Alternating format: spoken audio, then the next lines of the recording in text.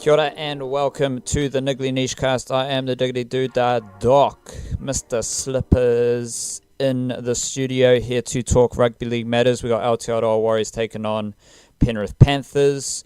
We have general NRL chit-chat to go through.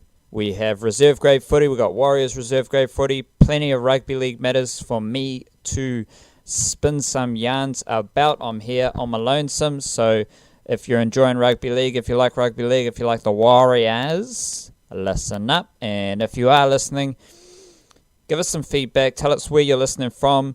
Support the Niche Cast either on Patreon or just in liking, sharing, subscribing, reviewing, rating on iTunes. All that good stuff that helps us build our podcast up and also lets us know that you're out there supporting the Niche Cast and the Niche Cache. So we want to hear from you. We want to build that community up. And as always, the best place to support the Niche Cache is on Patreon. Warriors are taking on Penrith Panthers over in Sydney on Friday night. And the team selection for the Warriors is fairly stock standard with regards to changes. There's not many, if any, changes to the top 17, and we still have Issac Luke and Adam Blair part of the reserves list. And that's where I'm going to start my Warriors discussion, because there is a bit of a narrative around Issac Luke and Adam Blair and how they've been dropped, they've been axed from the Warriors top 17, which is true. Like, I'm not here to say that that's not true. I just think it's a bit more nuanced than that. And that starts with the fact that I highly doubt, this may be the situation, this may end up happening, so keep this in mind. But I personally highly doubt that we are going to see Issac Luke and Adam Blair playing reserve grade this weekend or in the coming weekend. So if you're dropped, you're going to be dropped to play reserve grade, and neither of them have been named in the Warriors reserve grade team, not even part of the extended bench, and I highly doubt that they will end up. There's always late changes with reserve grade teams and even NRL teams, but I highly doubt you will see Issac Luke and Adam Blair play reserve grade. So what does that mean? For me, I believe and I interpret that to mean that Stephen Kearney is just giving them some time out of the first grade team, out of the NRL team. But I definitely think that Stephen Kearney is going to swing them back into the rotation when the time is right. Like, they might be dealing with niggling injuries. They might be dealing with other issues. There might be stuff that we aren't privy to behind the scenes, and it's always very convenient for fans and then lazy media outlets, especially here in New Zealand, to come to their own conclusions. We simply don't know anything, but I do want to just highlight the fact that neither Issac Luke or Adam Blair has been named in reserve grade. They may end up playing reserve grade, but I just doubt that they will, and they could even come in as late selections this week for the Penrith Panthers game. Like, they're not, just because they're named in the reserves doesn't mean that they're not going to play. It's a very fluid selection process in the NRL, and there's always late changes from guys in the reserves list coming into the top 17. And yeah, I'm not buying this idea that Issac Luke and Adam Blair are being shunned by Stephen Kearney. Yes, some of their performances haven't been at the highest level, but I've talked about Adam Blair's stats and how they don't really relate to Warriors' success. I've talked about Issac Luke previously as well, and the fact that Issac Luke has a kicking game. Issac Luke is still the best hooker at the club, but he's obviously dealing with physical issues to start the season. He was coming back from some surgery and battle fitness issues. He wasn't coming straight back in to churn through 80 minutes. He was getting various minute rotations with Jazz Tavanga, with Nathaniel Roach, and it just doesn't seem as clear-cut to me that Issac Luke and Adam Blair are just cut. They are dropped, that they are not part of the Warriors' best 17. Yes, they are spending time out of the top 17 now, but that's not to say that this is how the Warriors are going to stay moving forward. So just keep an open mind. This is a very fluid situation, and yeah, I'm never really all that negative or cynical about what the Warriors are doing. So I choose to operate from a place where I think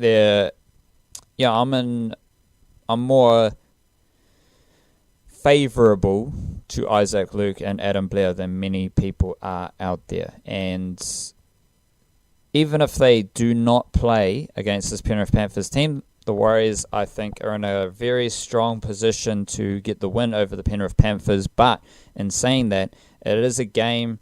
Penrith Panthers are a bit desperate. You know, they're struggling at the moment to come up with anything that resembles a competent 80-minute performance.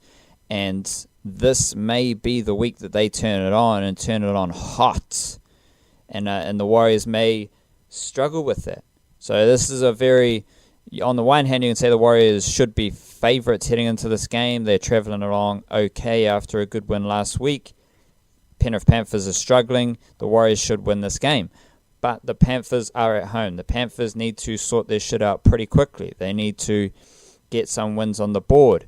And they've had a bit of a reshuffle as well. No Caleb Aikens from Northland at fullback. He's been rolled out for Dylan Edwards returning. You've got no Josh Mansour.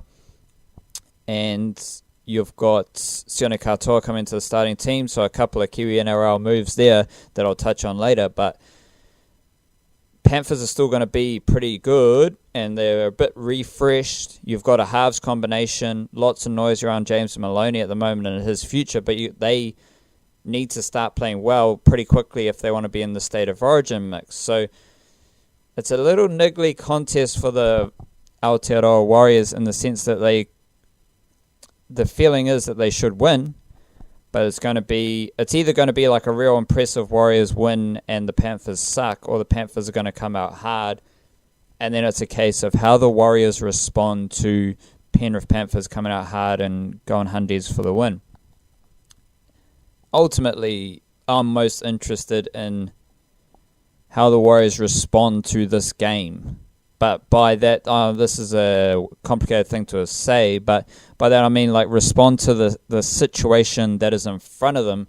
So in terms of being a response, it's not really a response, it's kind of like setting the tone. But yeah, I do like the word respond. Like, how are they going to respond to the fact that they are playing Penrith in Penrith and Penrith Panthers are desperate, that they want to win and they need to win? How are the Warriors going to respond to the situation, and how they're responding from a win last week? Because the thing about the Warriors this season is it depends, and going back to last season when they were a bit up and down, a couple of really good wins and a blowout loss, it just depends on what Warriors team shows up and whether you're dealing with a really good Warriors team, a solid Warriors team, okay Warriors team, or a shit Warriors team. Anything okay or better could see the Warriors win this game, but you don't want them to take chances with that, and you want to see a bit of a killer instinct in shutting down the Penrith Panthers, coming out for the jugular and putting the Penrith Panthers down to get the win. Now, very interested to see what happens at hooker. Obviously, Issac Luke is in the mix, and Nathaniel Roach, he had a bit of a back niggle, but he's been named to start at hooker this week. So what kind of rotation are we looking at there? Carl Lawton is still on the bench. You could see Roach pull out as a last-minute injury issue, and then Issac Luke comes in. Carl Lawton stays on the bench. But for me, the hooker position for the Warriors is so important because those early season struggles came with no one running the footy out of dummy half, whether it was Issac Luke or whether it was an outside back getting in. We know Ken Mamalo and David Fusatua, they run hit-ups. So someone like Jordan Rapana as an NRL winger is very busy out of dummy half. And Peter Hiku is a lot busier out of dummy half than Kim Mamalo and Dave Fusatua, because Fusatua and Mamalo are given the footy. Especially now, recently, I've noticed a bit of a trend. They're getting the footy 2 passes wide of the ruck, and then they're angling runs out to the wider channel. So they do definitely take the hit-ups close to the ruck, but an interesting trend to watch out for with Mamalo and Fusatua is them running out wider, possibly running and isolating, targeting an opposition half. And to get that positioning, they're 2 passes off the ruck. But point being that Kim Mamalo and Dave Fusatua do not take dummy half runs. And earlier in the season, Issac Luke, there was a lot of ins and outs at hooker. Issac Luke wasn't taking too many dummy half runs. Nathaniel Roach was out injured. Jazz Tavanga's, he takes dummy half runs, but he's more of a crafty dummy half runner in a similar fashion to how Cameron Smith runs out of dummy half. He's not fast. He's not explosive.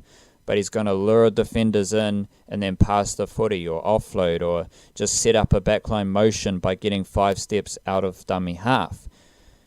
So when Jazz Tavanga was playing dummy half, it wasn't the speed around the ruck that I really like from this Warriors team. With Nathaniel Roach and Carl Lawton, even Issac Luke, he's quick-footed, he's powerful. When they're running the footy around the ruck, it's a totally different Warriors team the next level from that is getting guys up, pushing up in support, which wasn't there last week when Carl Lawton ran the footy. But the sets of 6 start out so strongly with the outside backs getting in it and getting involved. To have dummy halves scooting out of dummy half after a bit of momentum has been grabbed is hugely beneficial for the Warriors. And then especially if you've got Roger Tuivasa-Sheck and Cody Nikorima sniffing around the footy this week against the Penrith Panthers. And when teams are struggling, it's usually their ruck and their control of the ruck, their defence around the ruck, that is an issue. Because if you can't control the ruck, you can't even set up your defensive structures to protect the area around the ruck, let alone out on the edges. It always starts in the middle of the field. And if the Penrith Panthers are there for the taking in this game, the killer instinct is just ploughing through the middle of the field and then looking to score points out wider. And that mindset of really targeting the ruck area could be the difference for the Warriors against this Penrith Panthers team, considering they're not the most mobile through the middle. James Tarmo, Tim Grant, not the most mobile middle forwards, especially if James Fisher-Harris is defending out on the edge and not holding it down in the middle of the field. Then there's going to be opportunities for the Warriors through the middle, just with that size and mobility issue for the Penrith Panthers in the middle of the park. And I'm very interested to see what happens there for the Warriors. I view that as kind of the main area for the Warriors to attack. And I'd see a pretty even battle in the forward packs. The Warriors do give up a bit of size to Tim Grant and James Tarmo. You're going to have Viliami Kikau playing on the left edge, I think is where he usually plays. And that's going to mean an interesting afternoon for Isaiah Papali'i and probably Blake Green, who was on the right edge last week. Blake Green's not the best tackler.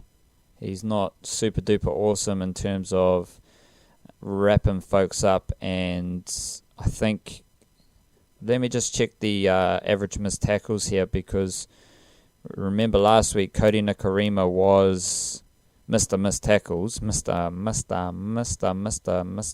Missed Tackles. He averaged 4.4 missed tackles. So we'll just check in with those numbers to see if last week's performance had any impact on it. Cody Nikorima is now missing 4.1 tackles per game. Blake Green 2.5. So not too bad from old Blake Green. But you got Isaiah Papali'i and Blake Green together. Papali'i's missing 2.6 tackles and Blake Green is missing 2.5. And yeah, but someone like Isaiah Papali'i's put in heaps of effort. He's probably the leading tackler for the Warriors. He is 34.3 tackles for Isaiah Papali'i is the most average tackles for any Warrior player. But it's whether he can execute that one-on-one against Viliami Kikau, or whether he can help cover Blake Green's defence as well as doing his own job. So how the Warriors defend up against Viliami Kikau is going to be obviously really important. There's no signs to suggest that the Panthers will really trouble the Warriors with their offensive schemes and their setups and their little plays.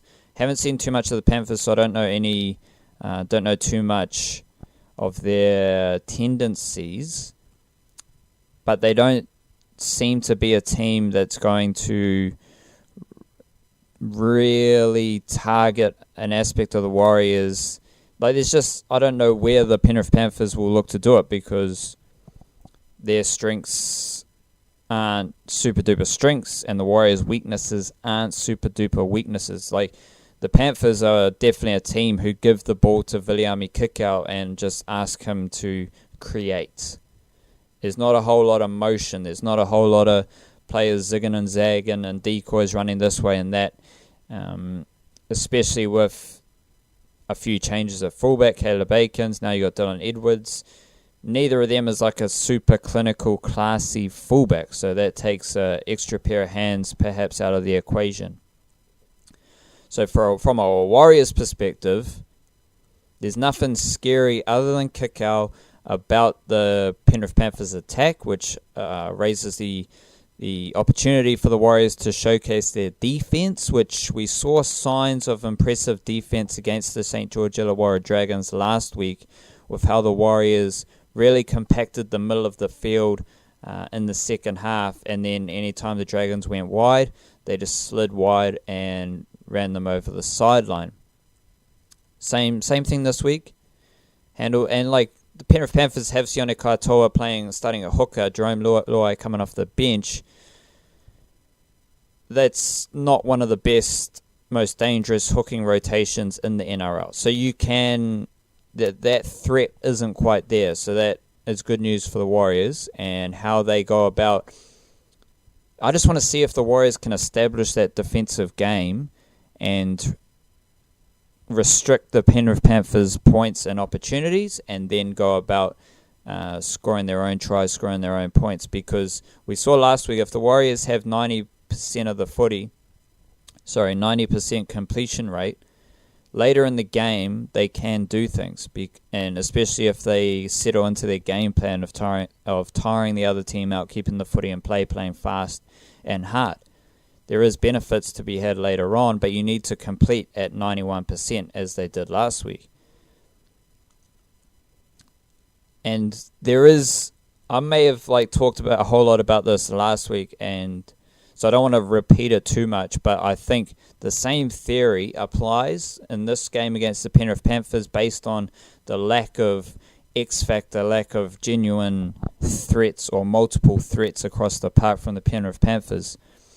The idea of the Warriors being a really boring team in patches, the idea of Warriors grinding through periods of the game, going set for set, that is kind of like the foundations from which the attacking flair, the offloads, are built upon. For this Warriors team, they need to handle the gritty element of NRL footy first and foremost, and then from there you can look to establish other aspects of your game.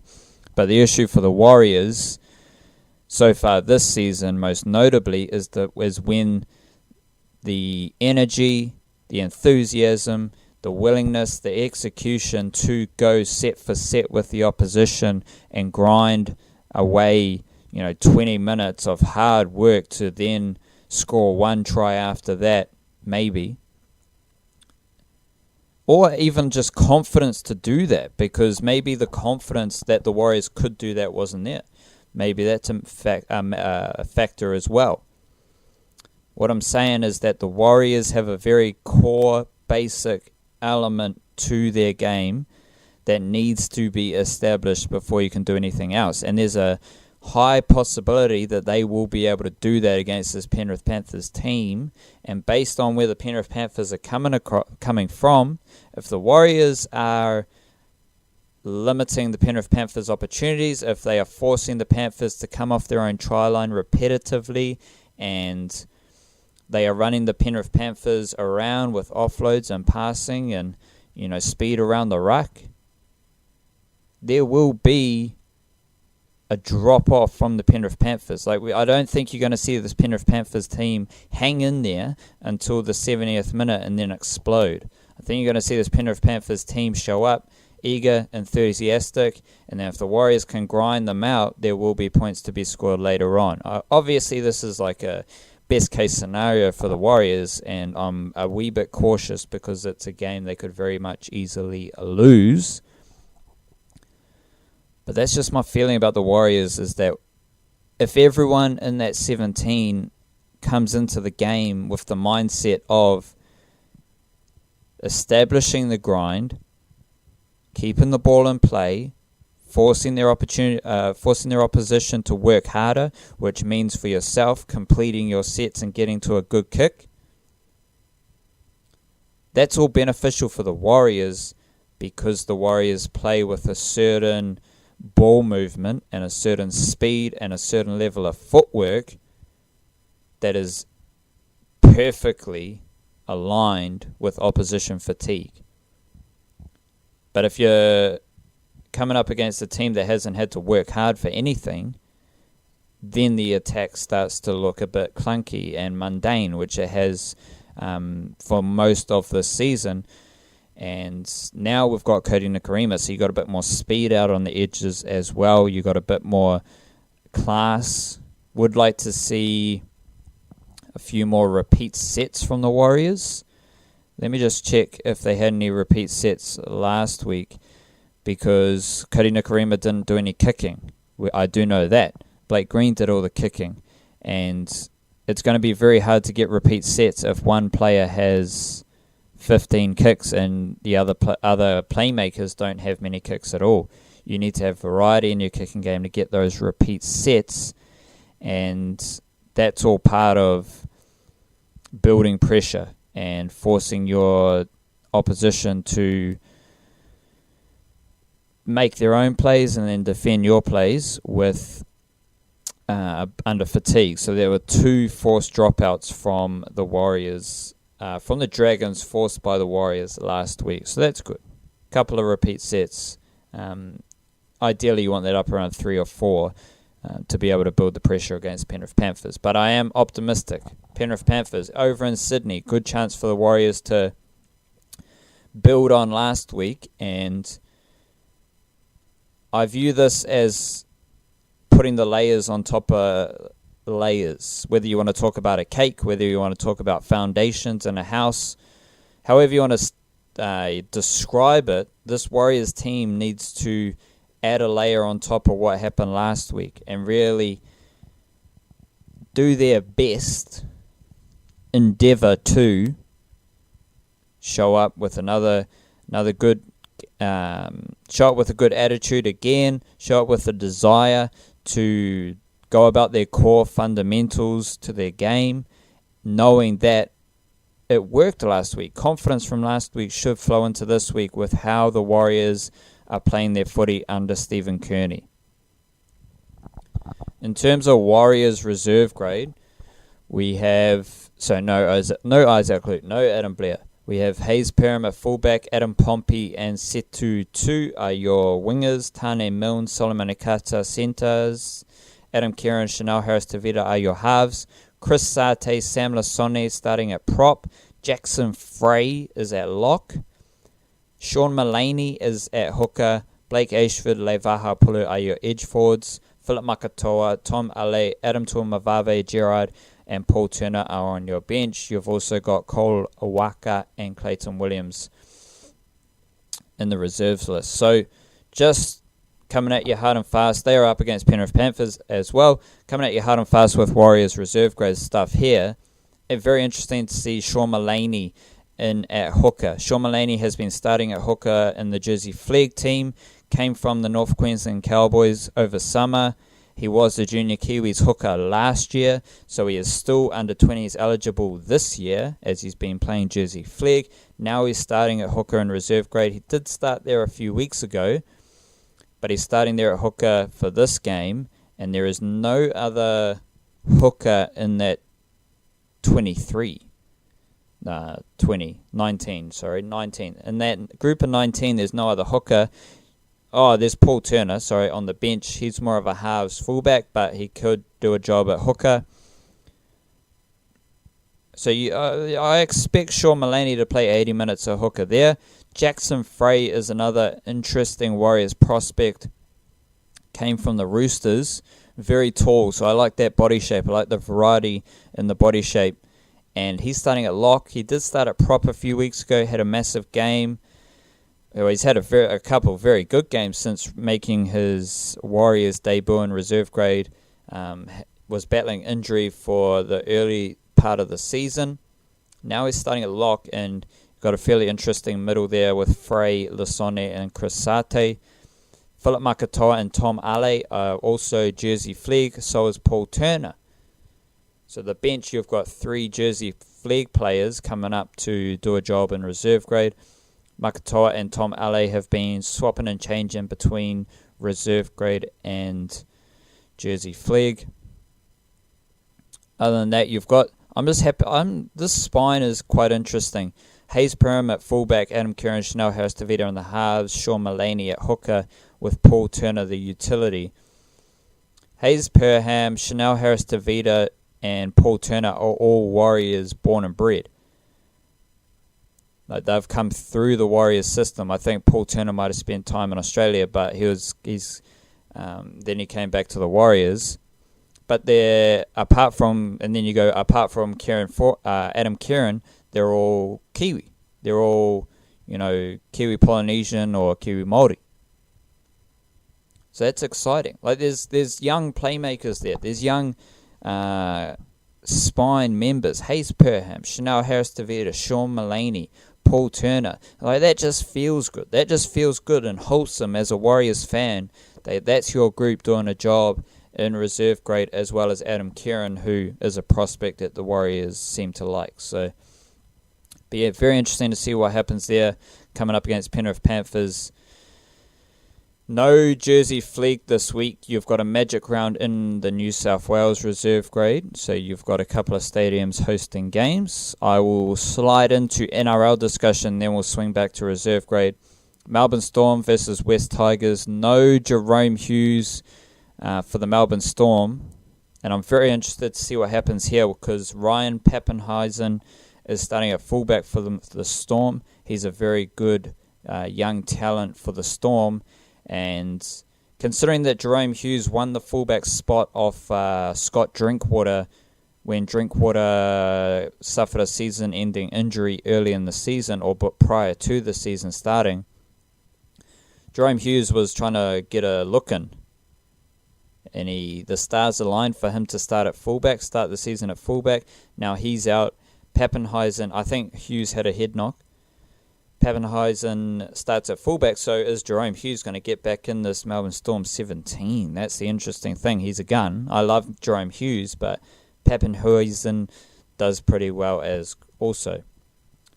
Standard Kiwi NRL crew for the Storm: Jesse Bromwich, Nelson Solomona, Kenny Bromwich, and Brandon Smith. West Tigers, Esan Masters at centre, Benji Marshall at halves, Ben Martellino starting at prop, and then you got Michael Cheekham and Josh Alawai. They are on the bench. Michael Cheekham, Esan Masters were on the ICE project with Isaac John, along with Corey Thompson. So check that out. Good to just hear from Michael Cheekham and Esan Masters. Always fun to get those Kiwi NRL yarns. Panthers versus Warriors. Caleb Aikens has been dropped, which is a bit of a bummer. And in the encyclopedia that I wrote this morning, I compared the stats between Caleb Aikens and Dylan Edwards at fullback in the NRL this season. Caleb Aikens does a big poo over Dylan Edwards, stats-wise. More runs, more meters, more tackle busts, more offload, less errors. So I don't know what's doing there for Caleb Aikens. I want to see him at fullback in the NRL for the Panthers ahead of Dylan Edwards. Dean Whare, Dylan Watene-Zelezniak, standard. Sione Katoa coming off the bench now to start at hooker. James Fisher-Harris on an edge. Jahrome Hughes and Moses Leota. Caleb Adkins is on the reserves list. Jahrome Hughes getting a look in here for the Penrith Panthers as a utility. Best position is in the halves, and if James Maloney does leave the Panthers at any stage soon, look for Jahrome Hughes to go into the halves ahead of if in Maloney's place. Broncos versus Roosters. Broncos have Jermaine Issac coming back onto the wing, Alex Glenn on an edge, and we have our normal Roosters crew: Joseph Manu, Ware Hargraves, Tokiaho, Issac Luke. Then you've got Satili Tuponuia and Poasa Fa'amasili. Fa'amasili is back on the reserves list after missing a few weeks. Satili Tuponuia took over from Fa'amasili on the bench, and Tuponuia is doing a great job coming off the bench for the Roosters. Wrote about Tokiaho, Siosoya Tokiaho, and his fantastic stats so far this season. Bit of an improvement on last season. So if you haven't read that, go check that out on the niche-case.com. Titans versus Bulldogs. Titans. Moeaki Fotuaika is back starting for the Titans. And you also got Jesse Arthurs holding on to his bench spot. Interested to see how Arthurs is used. I think it could change week to week. And just tune in to see how Jesse Arthurs is going off the bench for the Titans. Kevin Proctor, standard Kevin Proctor business for the Titans. Bulldogs, Remus Smith on the wing, Kieran Foran in the halves, Jeremy Marshall-King at hooker, Cody Harawira-Naira on an edge, Ofahiki Ogden on the bench, and then you got Manu Brown is on the reserves list, as well as Renouf Tu'umanga. Standard Bulldogs practices there. I've talked a lot about Ofahiki Ogden. He's doing really well for the Bulldogs. Jeremy Marshall-King is the number one hooker, which is great. And you got two really young outside back prospects in this game with Jesse Arthurs and Remus Smith, both highly talented Kiwi NRL youngsters doing their thing in the Rugby League Professional League. Jordan Kahu and Jason Taumalolo for the Cowboys. They will come up against Parramatta Eels, who have Josh Hoffman sliding into centre with Brad Takarangi. Marata Niokore is on an edge, and you've got Manu Ma'u at lock.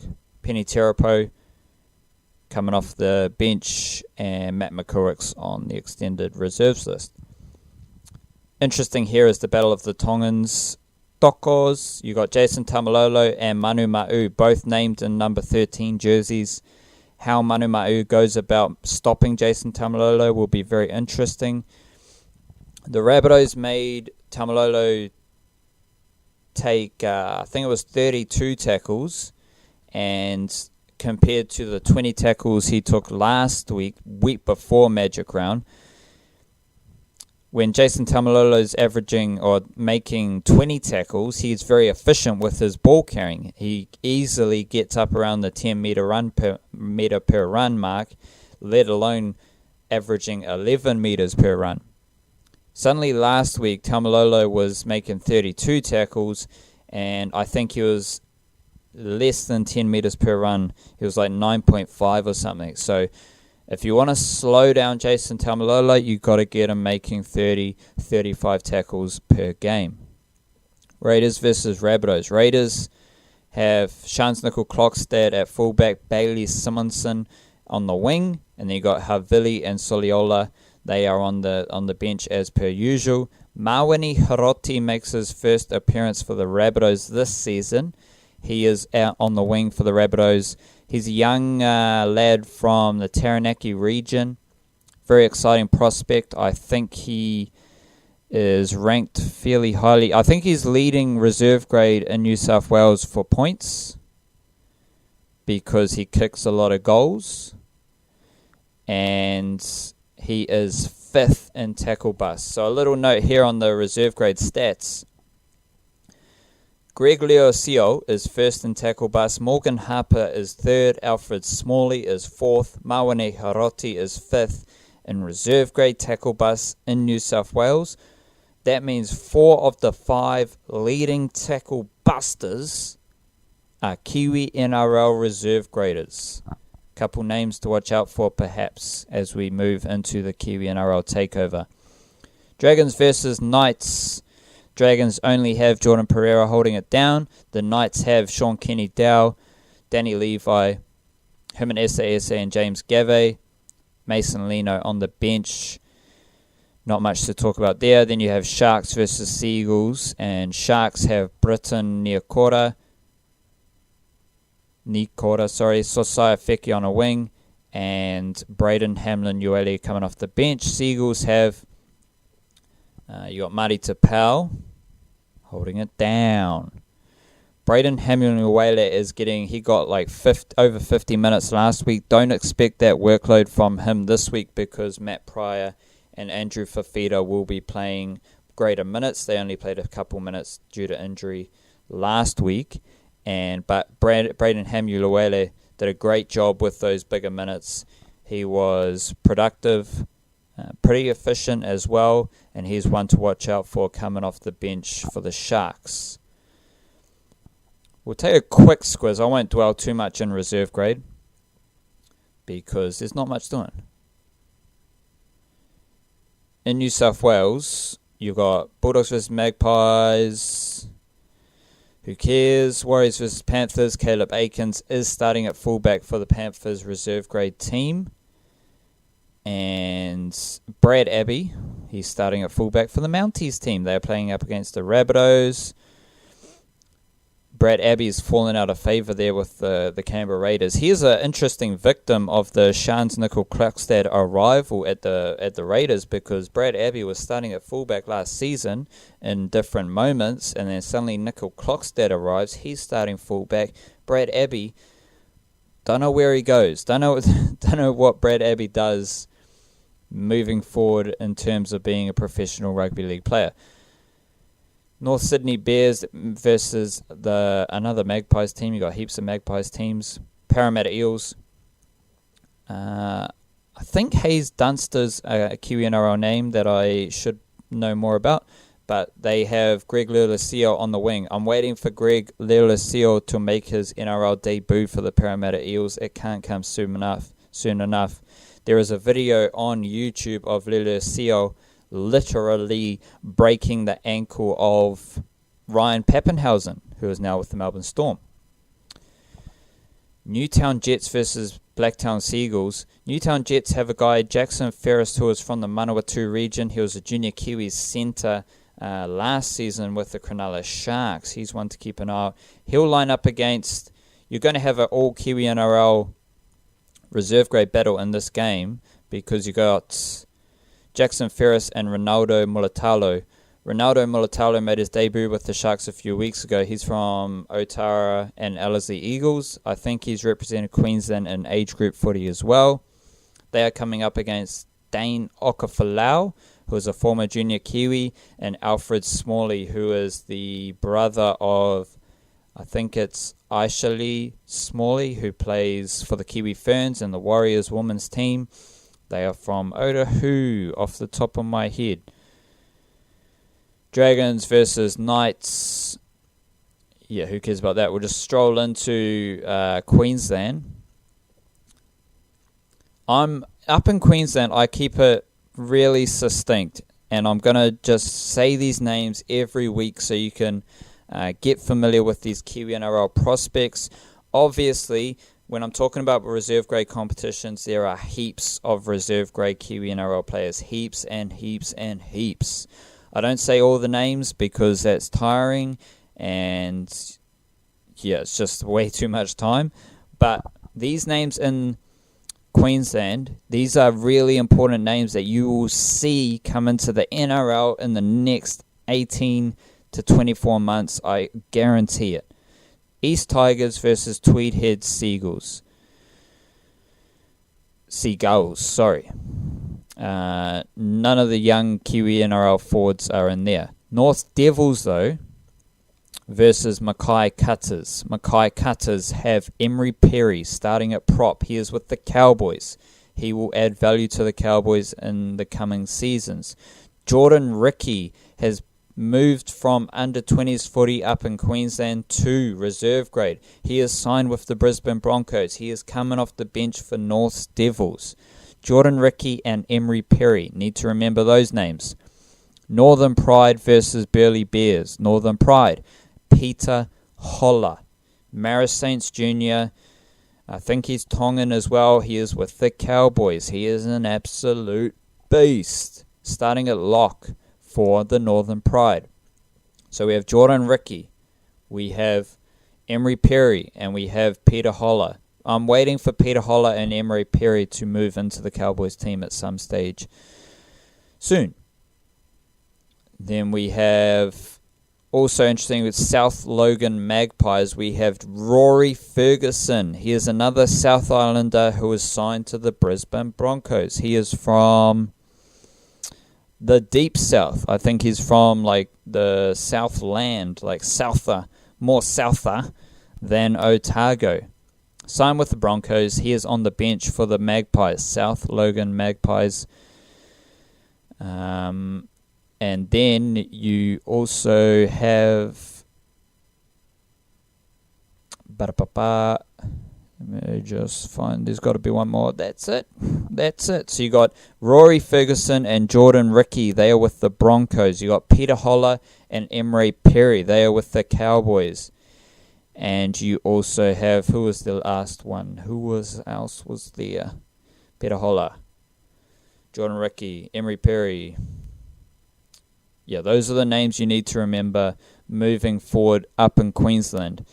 Jordan Ricky and Rory Ferguson haven't played junior Kiwis yet. I think they are too young. But Peter Holler, Emery Perry, they have definitely played junior Kiwis. I think they played last year, in fact. That's it for the Rugby League wrap-up. If you enjoyed it, let us know. Jump on Patreon, support the Niche Cage and everything that we do. And I'll be back after this weekend's footy to talk my way through more Rugby League matters and the Warriors' performance against the Penrith Panthers. Kia kaha. See you later. Peace and love.